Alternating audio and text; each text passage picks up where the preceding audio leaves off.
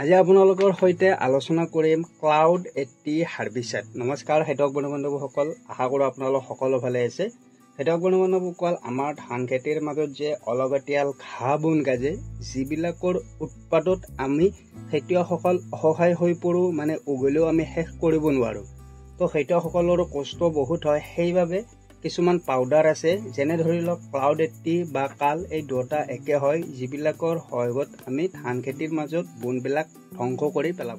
বন্ধুসকল, ইয়াৰ প্ৰয়োগৰ কিছুমান নিয়ম আছে, আমি নিয়ম অনুসৰি প্ৰয়োগ কৰিলেহে আমি ভাল ৰিজাল্ট এটা লাভ কৰিব পাৰিম। হেতক বন্ধুসকল, কাল হাৰ্বিসাইডৰ ওপৰত মই অলৰেডি ভিডিঅ' আপলোড দি দিছো এইটো ইউটিউব চেনেলত। আপোনালোকে যথেষ্টখিনি মৰম দিছে, যথেষ্টখিনি আশীৰ্বাদ কৰিছে, কিন্তু বহুতো খেতিয়কে কমেণ্ট কৰিছে যে আমাৰ তাত কাল হাৰ্বিসাইডটো নাপায়।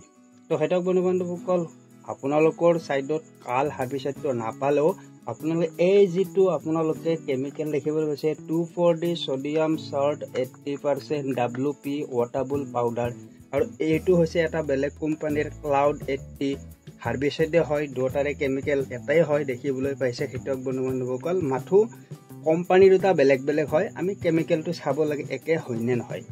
খেতিয়ক বন্ধুসকল, এইটো হৈছে আধা কিলোৰ পেকেট। এটা পেকেট আমি সাৰৰ সৈতে যদি মিহল কৰি ইয়াক ছটিয়াই দিওঁ, তেতিয়াহ'লে আমি 2 বিঘা মাটিত দিব পাৰিম। আৰু খেতিয়ক বন্ধুসকল, আমাৰ যদিহে বনবিলাক পুৰাত হৈ গৈছে, বনবিলাক ফুলি গৈছে, তেতিয়াহে আমি এই যিটো কাল হওক বা ক্লাউড 80 হওক, এই হাৰ্বিসাইডটো আমি প্ৰয়োগ কৰিব পাৰিম। ইয়াৰ উপৰিও খেতিয়ক লং হওক বা যিবিলাক ফুলা বন মানে ধানৰ ওপৰত উঠি আহে, সেই বন পৰ্যন্ত এই দুটা হাৰ্বিসাইডে আপোনালোকৰ এসপ্তাহৰ ভিতৰত আপোনালোকৰ মাৰি পেলাব।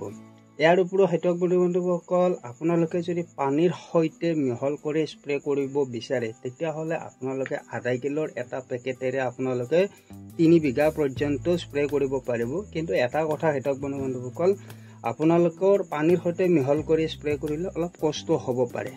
আৰু আপোনালোকে যেতিয়া সাৰৰ সৈতে আপোনালোকে ছটিয়াব, তেতিয়া বনটো একেবাৰে গুৰিৰ পৰা আপোনালোকৰ মানে পচি আহে। আপোনালোকে বনটো যেতিয়া হাতেৰে লাহেকে টানি দিব, সি সহজভাৱে ওলাই আহে। তো খেতিয়ক বন্ধুসকল, আপোনাৰ ধানৰ বয়স যদি আপোনাৰ 30 দিনৰ ওপৰত আছে, মানে এইটো 30ৰ পৰা 30 দিনৰ পৰা 60 দিনৰ ভিতৰত আমি এই দুটা যিকোনো এটা আমি প্ৰয়োগ কৰিব পাৰিম। আৰু আপোনালোকে মনত ৰাখিব, কাৰণ যিহেতু হাৰ্বিসাইড হয়, যাতে আপোনালোকৰ ধানটোৰ কোনো ক্ষতি নকৰে, সেইবাবে বয়সটো আপোনালোকে চাই ল'ব প্ৰয়োগ কৰাৰ আগত।